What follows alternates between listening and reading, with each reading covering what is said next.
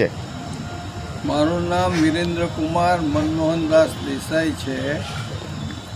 આ મંદિરના ઓરિજિનલ બંધાવનાર મારી 13મી પેઢીએ વાઘજીભાઈ શામળદાસ બિન સૌદાસ દેસાઈએ ઈસવીસન 1742 મહાસુદ દસમના દિવસે એની સ્થાપના કરેલી છે.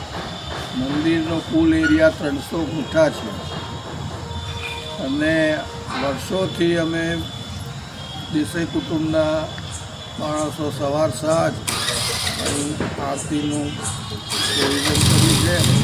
પૂજારી રાખીએ છીએ. નવરાત્રિમાં ખાસ 2 વાર પૂજા થાય છે અને જોડે મહાદેવજીની પૂજા બહુ વર્ષોથી થાય છે.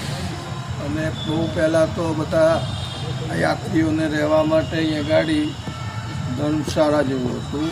આજે ઉપર છાપું નથી પણ અહીંયા ગાડી. અને એ આગળ આવીને શ્રાવણ મહિનામાં કાઠિયાવાડના જ્યોતિષીઓ અહીં જ્યોતિષ જોવા આવતા બધા આજુબાજુ ગામોમાં અને રહેતા. એમને અમે સાધુ સંતને રહેવા માટેની જગ્યા.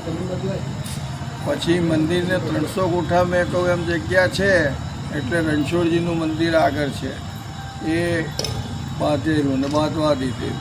અને એની આગળ અમારા જે વાળંદો હતા એમનું મંદિરને જગ્યા કાઢી આપેલી છે. મંદિરનું હવે ટ્રસ્ટ થઈ ગયું છે 1958માં મારા ગ્રાન્ડફાધરના ટાઈમમાં. એટલે હવે ટ્રસ્ટથી ચેરિટેબલ ટ્રસ્ટ રજિસ્ટર. એટલે હવે શંકરદાસ દેસાઈના વારસોને દરેક થળિયામાંથી 2 જણ થઈને 6 જણ થઈને એનો વહીવટ કરે છે.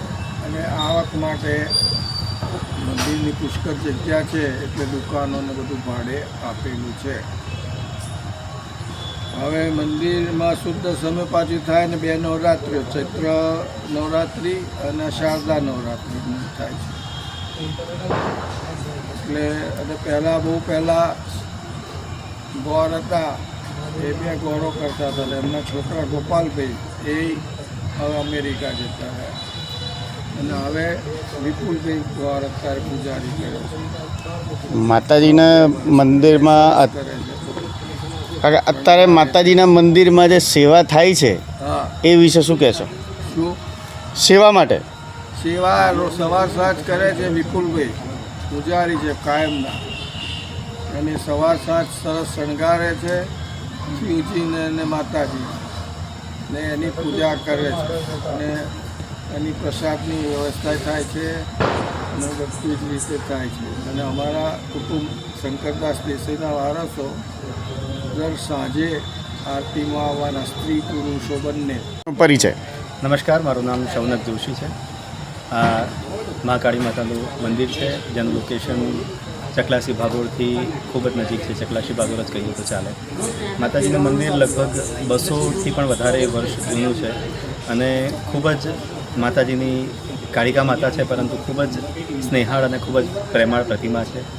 માતાજી કરુણામૂર્તિ છે અને સાક્ષાત માતાજી અહીંયા બિરાજે છે. મંદિરની પૂજા ખૂબ સરસ થાય છે. અમારા મંદિરના પૂજારી વિપુલભાઈ મહારાજ દ્વારા માતાજીને નિત્ય નવા શણગાર કરવામાં આવે છે અને માતાજીની સવાર સાંજ ભવ્ય આરતી કરવામાં આવે છે. નવરાત્રિ દરમિયાન માતાજીની વિશેષ પૂજા થાય છે.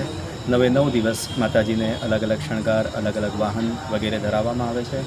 અને નવરાત્રિની અષ્ટમીને દિવસે માતાજીના સન્મુખ જે યજ્ઞશાળા બનેલી છે તેમાં નવચંડી યજ્ઞ થાય છે, જેની પૂર્ણાહુતિ સમયે અનેક ભક્તો માતાજીના દર્શનના લાભ લેવા આવે છે અને સૌ ભેગા મળી ભગવાન મહાદેવજીની અને માતાજીની આરતી ઉતારે છે અને માતાજીના વંદન વગેરે કરે છે. તો નવરાત્રિ દરમિયાન આ મંદિરનું ખૂબ વિશેષ મહત્ત્વ હોય છે. ધન્યવાદ.